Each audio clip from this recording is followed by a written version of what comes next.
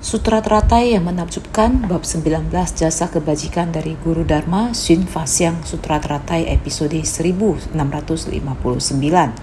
Membabarkan Dharma tanpa gentar dan dengarkanlah jasa kebajikannya. Mata dapat melihat bentuk dan memiliki 800 jasa kebajikan. Telinga dapat mendengar suara dan memiliki 1200 jasa kebajikan. Hidung dapat mencium bebauan dan memiliki 800 jasa kebajikan.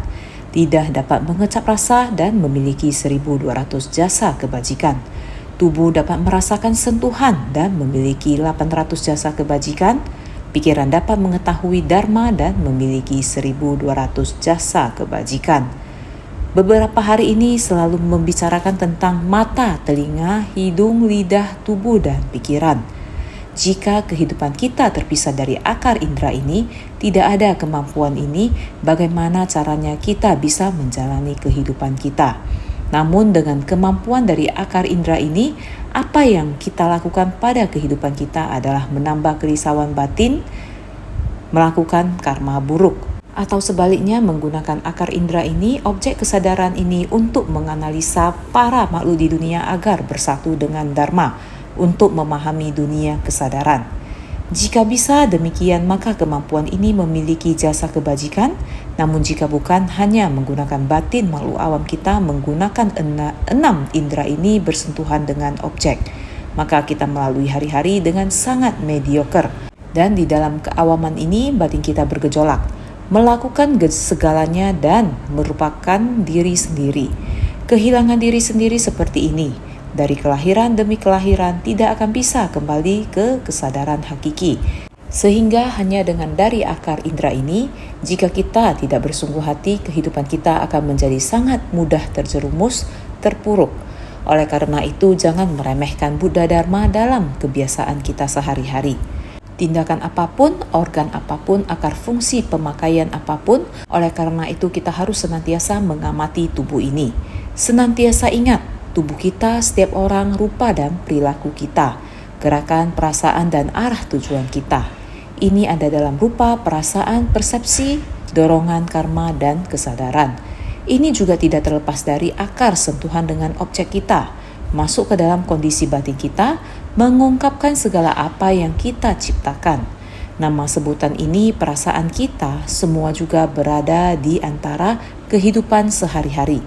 Jika kita sudah senantiasa dalam setiap saat, juga ada bersentuhan demikian, juga sentuhan ini membuat kita menciptakan kekuatan karma baik dan buruk.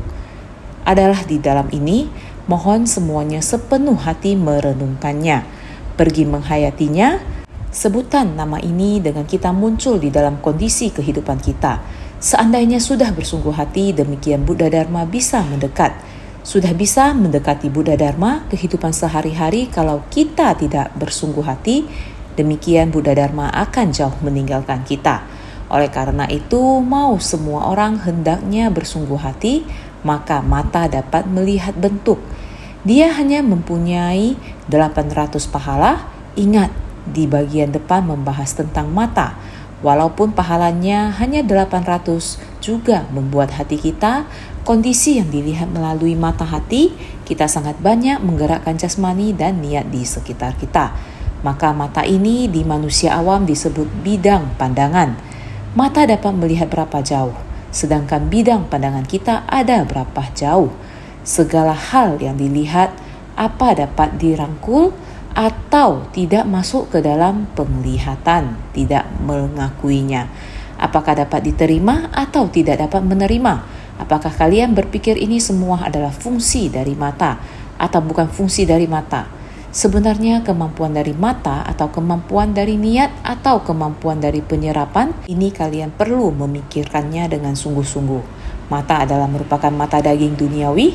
Apakah kegunaan dari mata ini? Kelopak kulit mata ditutup, apapun tidak terlihat. Kelopak mata terbuka, dia akan bisa melihat. Jelas-jelas matanya terlihat baik-baik saja. Mengapa Anda melihat semua tulisan tersebut dengan begitu jelas? Melihat hingga begitu jauh, melihat dengan begitu terang, dan begitu saya melihatnya terbayang-bayang. Mengapa apapun tidak terlihat oleh saya? Sama-sama mata, sama-sama kelopak mata terbuka. Tetapi di dalam mata kita sebenarnya di manakah yang timbul masalah? Oh iya, menimbulkan masalah. Dokter memeriksanya, bermacam-macam penyakit semuanya ada. Ada penyakit tidak peduli apa sebutan untuk penyakitnya, disebut glaukoma, sebutan untuk penyakit ini disebut katarak. Oh, ini adalah degenerasi manula. Ini adalah, ada sangat banyak. Ada sangat banyak jenisnya hanya di dalam mata saja. Berbagai jenis dan berbagai bentuk dari penyakit sangatlah banyak. Jadi, kegunaan dari mata ini hanya melihat sekeliling kita saja. Yang bisa terlihat, yang memasuki kesadaran pikiran kita dan di dalam kesadaran pikiran. Harus melihat kecenderungan apa yang merupakan tabiat atau kebiasaan kita. Kebiasaan dan tabiat sering mengatakan bahwa dunia tidak ada praktek yang bisa dilatih. Adalah tabiat, pandangan, pemahaman, dan tabiat kita. Tabiat juga disebut pandangan dan pemahaman. Pandangan setiap orang berbeda dan kebiasaan yang diekspresikan pun berbeda. Karena pandangan berbeda, kebiasaan juga berbeda. Keputusan yang dibuat dalam melakukan sesuatu juga berbeda. Inilah hubungan antara manusia dan mata, karena ketika seseorang melihat sesuatu, semua orang melihat hal yang sama, tetapi lewat mata dan kesadaran kita yang membedakannya. Di masa lalu kita hanya berada di lingkup ini, kebodohan tanpa batas yang mendorong kita untuk terus mengakumulasi. Ini yang saya inginkan. Jangan sampai orang lain mengambilnya. Ini seharusnya menjadi milik saya. Pikiran tentang diri ini apa yang kamu lihat, kenali dan alami. Telah menumbuhkan keinginanmu, keinginan untuk memiliki. Ini yang saya inginkan, bukan untuk orang lain. Kenapa orang lain mengambilnya? Maka mulai muncul keinginan untuk mengambilnya kembali. Perasaan tidak rela, marah dan sebagainya, mata dengan fungsi melihat ini atau cara pandangan ini. Menarik kita dengan cara yang demikian, pengetahuan, pandangan, ada banyak sebutan lainnya. Tetapi yang memiliki jasa kebajikan hanya 800, yang sudah kita sebutkan tadi. Tidak ada hubungan dengan dharma, orang awam hanya meminjam mata yang dilahirkan oleh orang tua kita. Waktu kita muda, mata sangat terang, berfungsi dengan sangat baik. Namun, seiring usia terus melemah, atau karena sesuatu alasan membuat mata kita bermasalah. Berbagai jenis masalah akan muncul, artinya bahwa sebagai manusia biasa, mata kita benar adalah buatan dari darah dan daging mata, hanya untuk digunakan dalam kehidupan ini. Itu saja.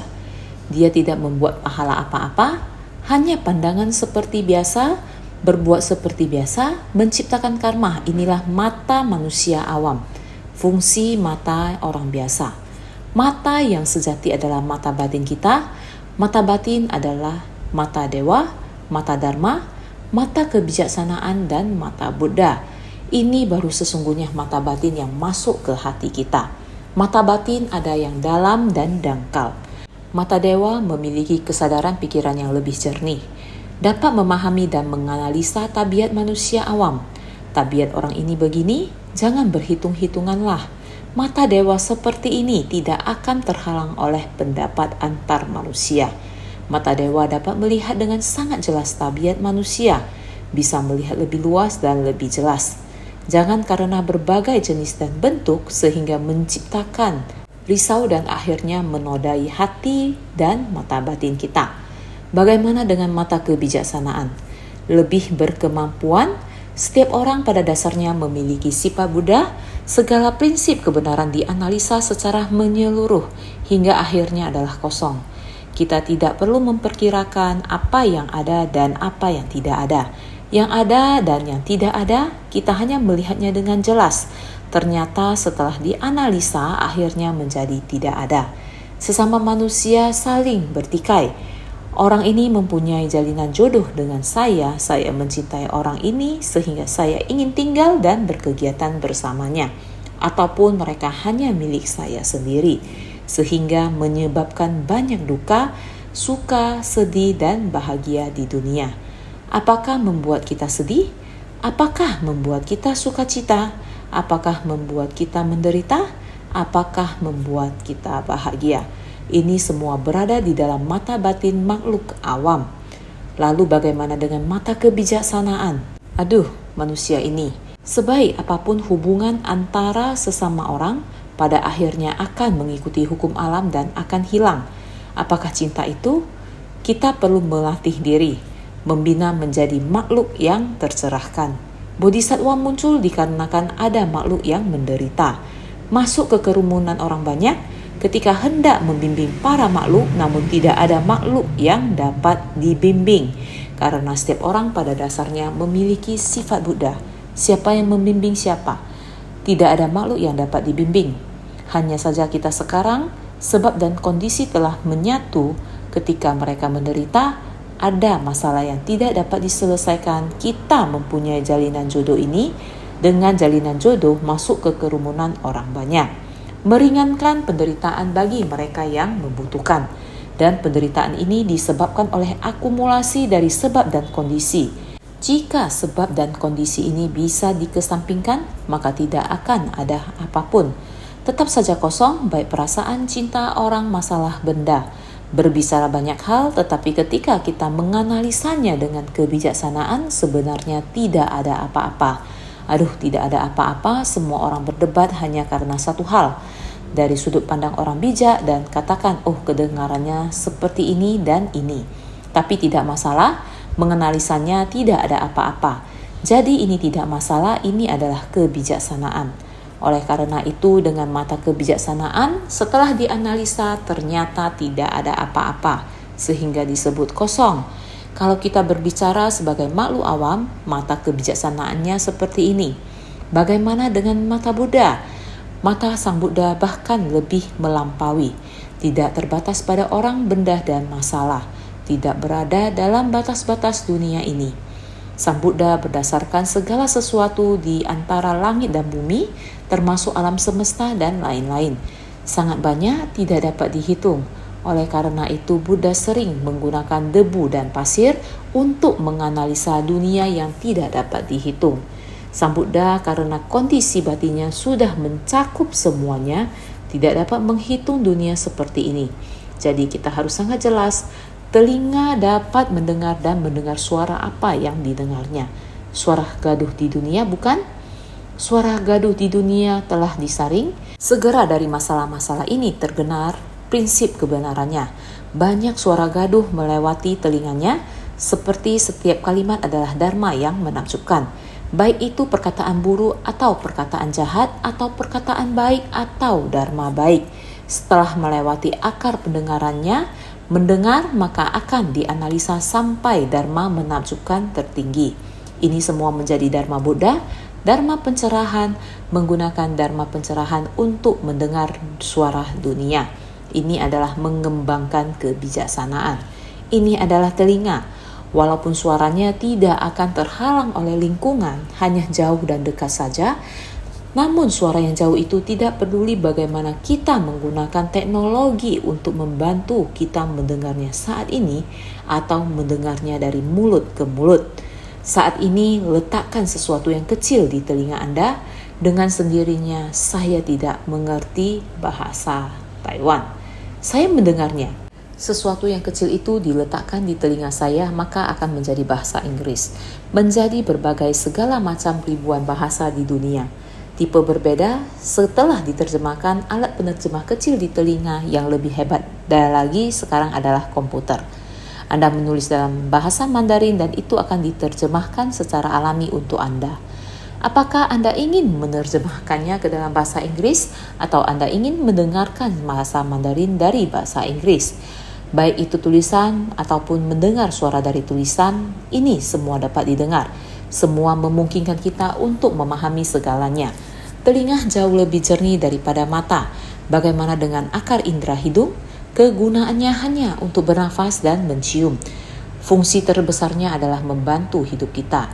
Jika tidak bisa bernafas, ini berarti sudah waktunya untuk mati. Maka agar tubuh kita dapat mempertahankan kehidupan, apakah fungsi tubuh seseorang? Hidup itu singkat, sayangnya orang sangat berbakat dan dapat melakukan banyak hal berumur pendek dan tidak dapat memanfaatkan fungsinya. Terutama orang yang mata batinnya menyimpang, malah umurnya sangat panjang. menyebabkan banyak sekali bencana, penderitaan dan kesengsaraan di dunia. Dan pemula dari suatu praktek jahat malahan sangat sehat. Bernafas dengan sangat lancar, tetapi orang-orang yang tidak bersalah terkena bencana. Nafasnya selalu hilang di lingkungan dan sebagainya. Ini tidak dapat menciptakan fungsi apapun, hanya dapat bernafas di antaranya. Lidah dapat merasakan asin dan hambar, tapi yang terpenting lidah dapat berbicara. Jika dapat menyebarluaskan ajaran Buddha, mewariskan Dharma dan membabarkan Dharma, maka Dharma yang didengar perasaan niatnya akan berkelanjutan lagi. Oleh karena itu, lidah memiliki 1.200 jasa kebajikan. Bagaimana dengan tubuh? Ini juga merupakan kebajikan yang beragam. Demikian pula tubuh dapat menolong orang, tetapi tubuh juga dapat membahayakan orang. Dapat membunuh orang, dapat menolong orang. Ini adalah tubuh. Jika tidak ada dharma dalam tubuh, sering melakukan hal-hal yang merugikan banyak orang, mencelakai dunia, dan jika memanfaatkan tubuh dan kehidupan dengan baik, tubuh dapat membawa perbuatan pahala besar untuk dunia. Juga dapat menyelamatkan semua makhluk hidup. Inilah tubuh, dia memiliki hambatan dan berbagai macam hambatan seperti ini dan itu. Jika tubuh tidak memiliki kekurangan tersebut dan terus melihat ke depan, memahami hal-hal di sekitar kita, maka sebenarnya banyak hal yang bisa dilakukan. Namun dia tubuh memiliki banyak hambatan dan kekurangan. Beginilah keadaan tubuh, terdapat kekurangan sehingga dia hanya memiliki 800 jasa kebajikan. Bagaimana dengan pikiran? Dapat mengetahui dharma karena dia tidak memiliki bentuk dan esensi. Hanya ada fungsi mata, telinga, hidung, dan lidah yang diringkas. Pikiran mampu menganalisa, dia tidak memiliki postur yang lain. Pikiran tidak memiliki rintangan, jadi dia memiliki 1.200 jasa kebajikan. Mata memiliki bentuk mata, tubuh memiliki bentuk tubuh, telinga memiliki bentuk telinga, hidung memiliki bentuk hidung. Pikiran tidak memiliki bentuk apapun, tetapi dia pikiran bisa mengajar dan mendengar dharma. Dia bisa menimbulkan pemikiran, menasihati orang lain untuk mendengar dharma dan sebagainya. Pikiran dapat mencapai segalanya, namun jika kita menggunakan pikiran orang awam, kita akan tetap menciptakan banyak karma negatif. Jadi kita harus memanfaatkan pikiran kita dengan baik. Ketika kita memanfaatkan dengan baik, kita akan pelan-pelan mencapai realisasi, menghapus kegelapan batin, kembali pada sifat hakiki tatata. Hal ini tidaklah sulit. 6 akar kita memiliki fungsi yang begitu besar, tetapi mereka juga bisa menciptakan noda batin yang besar, sehingga banyak noda batin yang merintangi manusia, yang merupakan akibat dari kegelapan batin yang mereka ciptakan. Tetapi mereka juga mampu melakukan perbuatan baik. Ketika telinga mendengar dharma, kita dapat merubah pandangan kita terhadap kehidupan. Ketika lidah kita membabarkan dharma, dia dapat mengubah konsep pemikiran orang lain. Pikiran menerima dan menyimpan banyak informasi dari dunia. Melalui 6 akar indera dan 6 objek indera, pikiran dapat menganalisa banyak hal. Kita dapat menerima semua kebajikan dan keburukan. Semuanya dapat dikumpulkan dan disimpan kembali. Merubah kesadaran menjadi kebijaksanaan. Semua kerisauan dan ketidaktahuan dapat dikikis semua. Yang tersisa adalah sifat hakiki kita. Sifat hakiki yang berkilau dan bening sampai tuntas. Inilah pikiran, inilah dharma yang menakjubkan. Dharma yang menakjubkan inilah kehidupan yang memiliki potensi tak terbatas. Sehingga pikiran memiliki banyak fungsi. Merubah kesadaran menjadi kebijaksanaan. Semua kerisauan dan ketidaktahuan dapat dikikis semua. Yang tersisa adalah sifat hakiki kita, sifat hakiki yang berkilau dan bening sampai tuntas. Inilah pikiran, inilah dharma yang menakjubkan. Dharma yang menakjubkan, inilah kehidupan yang memiliki potensi tak terbatas.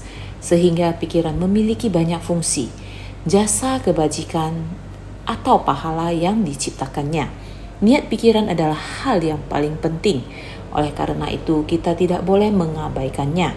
Semua akar dan objek indera ada di dalam kehidupan kita. Semua orang hendaknya lebih teliti memahaminya.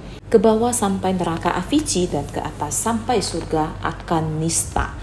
Juga akan melihat semua makhluk di dalamnya serta benih karma dan kondisi pendukung maupun buah karma berupa tempat dilahirkan, semua dapat dilihat dan diketahuinya. Sutra Teratai Bab 19 Jasa Kebajikan dari Guru Dharma. Naskah sutra sebelumnya mengatakan ke bawah sampai neraka Avici dan ke atas sampai surya akanista. Semua ini dapat dianalisa di dunia ini. Tidak hanya dapat menganalisa dunia dari permukaan saja, mereka dapat menganalisanya sampai tuntas. Ke bawah sampai neraka Avici dan ke atas sampai surga akanista. Dari bawah kita dapat melihat neraka sampai tuntas, dari atas kita dapat melihat surga sampai tuntas. Semua ini memiliki wujud sehingga semua orang dapat melihatnya dan dapat menganalisanya. Oleh karena itu mata kita, kata dari mata ini sendiri kita dapat memahami banyak hal. Juga akan melihat semua makhluk di dalamnya. Mereka dapat melihat segala wujud yang ada di dalamnya, berbagai rupa dari semua makhluk. Manusia, binatang, para makhluk kecil, maupun makhluk kecil yang sangat halus. Dapat terlihat saat saya berkunjung ke Rumah Sakit Tzu Chi Taipei. Ketika Kepala Departemen Oftalmologi Dr. Seng Peiyu sharing tentang salah satu kasus tentang mata. Pada folikel bulu mata, saat dilihat lebih dekat, di sana ada banyak makhluk kecil yang halus. Saat kita melihat dengan mikroskop, dia melihat setiap makhluk memiliki 8 kaki. Ada kaki, kepala, dan tubuh. Kita tidak dapat melihatnya dengan mata telanjang, sehingga kita harus menggunakan peralatan modern untuk dapat melihatnya. Namun sebelum mereka menciptakan teknologi ini, Buddha sudah dapat melihatnya. Beliau dapat melihat semua jenis makhluk yang ada di dunia ini. Ini juga termasuk semua makhluk, banyak sekali, maka dapat dikatakan pencerahan. Sifat tercerahkan demikian, semua akan tersimpan dalam sifat tercerahkan ini. Bukan hanya dapat melihat berbagai bentuk, esensi kehidupan yang sangat halus, serta benih karma dan kondisi pendukung. Para makhluk ini selain makhluk berwujud sangat halus yang hanya sebesar ini, dapat terlihat termasuk juga kekuatan karma mereka. Sang Buddha juga dapat memahami bagaimana kami bisa terlahir sebagai manusia.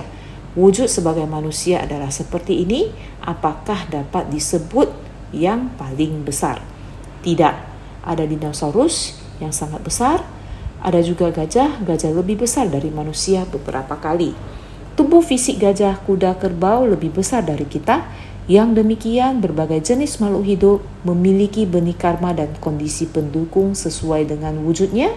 Semuanya demikian, yang kecil halus ukurannya sampai sekecil apa. Sebenarnya di dalam kita sutra ada kisah seekor kutu rambut. Dia juga memiliki benih karma dan kondisi pendukung. Singkat kata, demikianlah Sang Buddha melihat dengan mata Buddha. Sangat jelas terhadap segala sesuatu di dunia ini. Dapat melihat wujud rupa, juga dapat melihat sebab dan kondisi dari kekuatan karma. Maka buah balasan karma berupa tempat dilahirkan, karena benih yang diciptakan Anda adalah demikian, dan juga menciptakan kondisi yang demikian. Kelak buah balasan Anda di mana bukan hanya tergantung pada masa sekarang, juga harus melihat masa yang akan datang. Maka ini akan membuatnya semuanya menjadi jelas. Demikianlah naskah sutra yang sebelumnya, sekarang tentang syair. Karena khawatir kita tidak jelas terhadap naskah sutra sebelumnya, berikut ini diulang dengan syair. Pada ketika itu, Bhagawan karena ingin mengemukakan kembali maksudnya, berkata dalam bentuk syair. Seandainya di tengah-tengah semua hadirin dalam persamuhan, seseorang dengan hati tanpa gentar membabarkan sutra teratai ini, engkau dengarkanlah jasa kebajikannya. Sutra Teratai Bab 19 Jasa Kebajikan dari Guru Dharma. Mengenai bagian sutra ini, Buddha Sakyamuni merasa bahwa ini sangat penting, meskipun kita telah menjelaskan begitu banyak sebelumnya. Bagian singkat sutra ini adalah dijelaskan selama berhari-hari. Saya masih merasa bahwa kita belum menjelaskannya secara lengkap.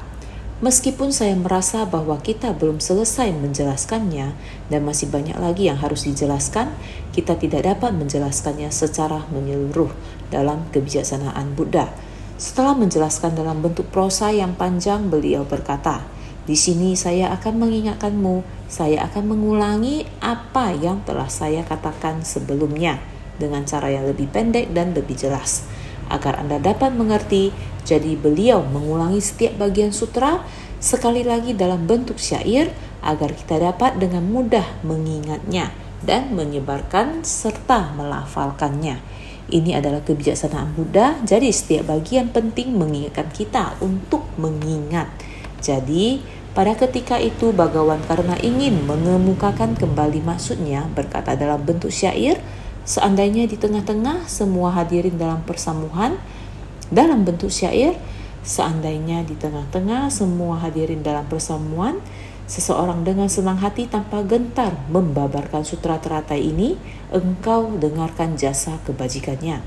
Selanjutnya, apabila ada seseorang di tengah-tengah hadirin dalam persamuhan dengan hati tanpa gentar mampu membabarkan sutra ini kepada semua orang, engkau sekarang dengarkan dengan cermat, biar ku jelaskan tentang jasa kebajikannya. Seandainya di tengah-tengah semua hadirin dalam persamuan, seseorang dengan hati tanpa gentar membabarkan sutra teratai ini, engkau dengarkan jasa kebajikannya. Kalian dengarkan baik-baik. Jika ada di antara kalian seseorang dengan hati tanpa gentar membabarkan sutra teratai ini, engkau dengarkan jasa kebajikannya. Apakah kita masih ingat?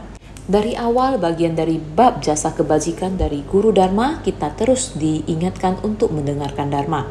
Mendengarkan Dharma, saat mendengarkan Dharma kita belajar dari pelafalan, pembacaan, penulisan, penjelasan guru dan lainnya. Berharap kita dapat sungguh-sungguh menghormatinya. Menghormati cara kita membaca, cara kita melafalkan, cara kita menulis, cara kita menjelaskan. Inilah bagian dari proses praktek pelatihan diri. Berharap semua orang dapat bersungguh hati menghargainya. Di bagian awal dari bab jasa kebajikan dari Guru Dharma mengajak dan mendorong semua orang untuk mendengarkan sutra. Inilah jasa kebajikan dari turut bersukacita.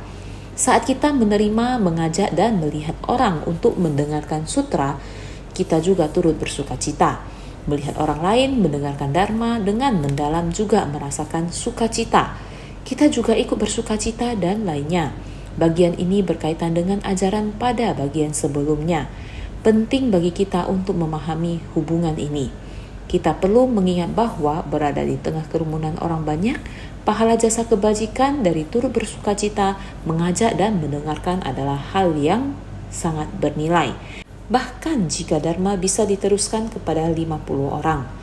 Ketika kembali lagi dan tidak menyimpang, semua orang ini merupakan bagian dari komunitas, termasuk mereka semua di dalamnya. Orang-orang ini adalah seseorang dengan hati tanpa gentar, artinya adalah orang yang berani dan giat bersemangat. Satu bab demi satu bab panjang usia, terus dimulai seperti ini dan terus berlanjut setelah memasuki pintu aspek. Meskipun sutra ini secara menyeluruh menjelaskan bagaimana kita memasuki sifat hakiki kita, harus sangat sabar karena begitu bersabar tidak memikirkan rintangan dari kondisi apapun. Dia masih tetap mengatasi berbagai macam kesulitan untuk bisa mendengarkan sutra, untuk mendengarkan Dharma, untuk memahami Dharma. Ini dinamakan seseorang dengan hati tanpa gentar, tidak takut akan hujan dan angin dari alam. Tidak takut akan rintangan dari orang. Sebelumnya ada satu kali saya mendengar bodhisatwa yang datang dari Hong Kong. Dia mengatakan suaminya hendak menghalangi dia untuk pergi mendengarkan Dharma. Caranya adalah dengan orangnya keluar ke ruang tamu, tidur di atas sofa, membuat dia tidak berani buka pintu untuk keluar. Dengan demikian dia juga tetap ada cara untuk bisa keluar. Ini adalah seseorang dengan hati tanpa gentar. Terakhir, ada dengar bahwa suaminya juga sudah tersadarkan. Mengapa hati istri begitu teguh? Akhirnya mengikuti jejaknya.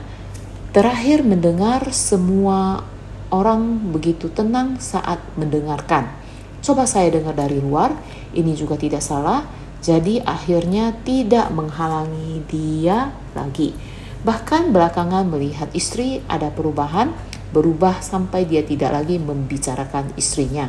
Istrinya sangat menuruti maksud suaminya, bahkan melakukan sebelum suaminya berinisiatif. Suaminya tidak menyangka. Pada saat itu suaminya memberitahukan, bukankah tiba waktunya untuk Anda, mengapa Anda belum pergi untuk mendengarkan sutra? Suaminya mengingatkannya, mari berbagi dengan saya. Saya berkata jalinan jodoh yang demikian telah tiba, sekarang Anda bisa meminta suami Anda untuk menemani Anda pergi. Jika waktunya tidak sempat, suami Anda bisa mengantar saya. Dia berkata, oh benar juga, sekarang saya akan memintanya mengantar saya. Setelah mengantar, jika dia mengantarkan saya, bagaimana jika langsung balik dan tidak mau mendengarkan? Saya berkata, dengan Anda diantarkan, terus-menerus meminta tolong, hingga tidak perlu meminta tolong. Dia akan memberitahu Anda, mari saya antar kamu pergi. Jika demikian Anda berkata, mari mendengar beberapa kalimat sebelum Anda pulang. Jika demikian, hendaknya bisa digunakan. Yakin bahwa sekarang seharusnya menggunakan metode yang demikian. Ini merupakan menyelamatkan orang dengan tanpa gentar, dengan kesabaran. Suami istri harus saling menyelamatkan, siapa lagi? Inilah manusia masa sekarang. Hati tanpa gentar hanya harus bersungguh hati membabarkan sutra teratai ini, demikian mendengarkan cara untuk membabarkannya.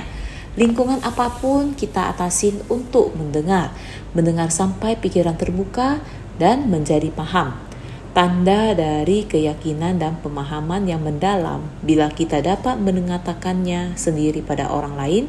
Bila demikian engkau dengarkan jasa kebajikannya.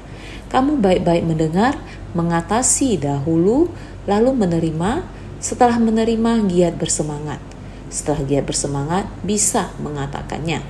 Dapat berkata, proses dari orang ini jasa kebajikannya ada berapa besar.